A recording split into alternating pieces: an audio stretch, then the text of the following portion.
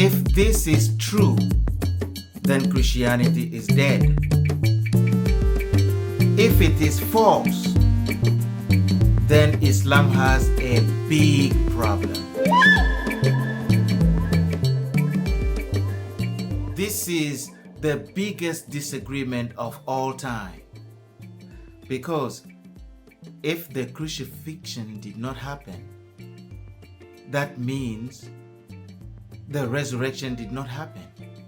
And if the resurrection did not happen, then Christianity is a lie. But if everything happened as it is recorded, then Surah 4 verse 157 is wrong and Islam has a big problem. There's no middle ground. So let us look at the evidence. This is what Surah 4 verse 157 says. It says that the Jews did not kill Jesus, that they did not crucify him. The Islamic record, the Islamic traditions vary a lot. There's no agreement on what happened. Some say that Judas was made to look like Jesus Christ and was then crucified. Some say a random stranger was crucified. Some say it was a passerby. And some say it was a Roman soldier. Did you notice something? Islam has no other alternative, no other theory, just not Jesus Christ. But what do we do with all the historical account? Here is a Roman historical evidence written by Tacitus, a Roman historian. He wrote this around 116 AD in his Annals. He said, Christus suffered the extreme penalty during the reign of Tiberius at the hand of one of our procurator, Pontius Pilate. This is a pagan Roman historian. He is not a Christian.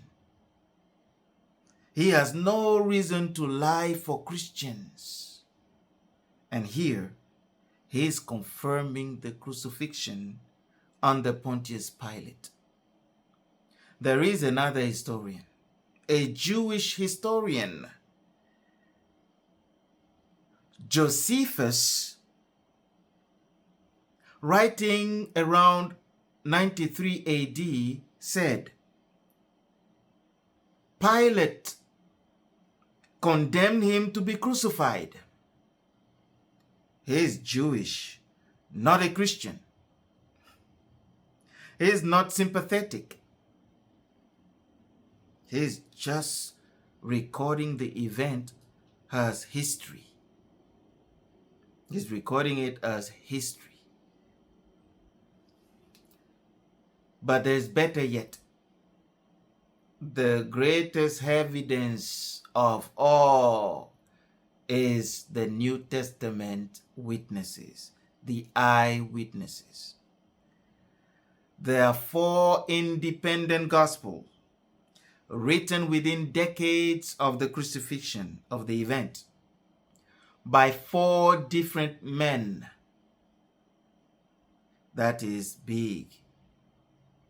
And Paul, the apostle, writing to the Corinthians, say? He said that over 500 eyewitnesses saw the risen Christ at the same time, at one time.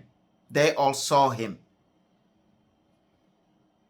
And he's saying that many of these eyewitnesses were still alive when he wrote to the Corinthians 20 years after the crucifixion. You can read this in 1 Corinthians 15, verse 3 through to 8. This is falsifiable, testable history. I understand the difficulty the Muslims have. I would have the same difficulty if the Lord doesn't help me. Imagine if my friend is taken to hospital and he dies, and 3 days later we get ready to bury him, and as we are burying him, he jumps out of the coffin. I would begin to wonder if he was really dead. Imagine 500 people seeing Jesus walking around talking to them. No wonder some people did not believe that he was actually crucified. Why does this matter?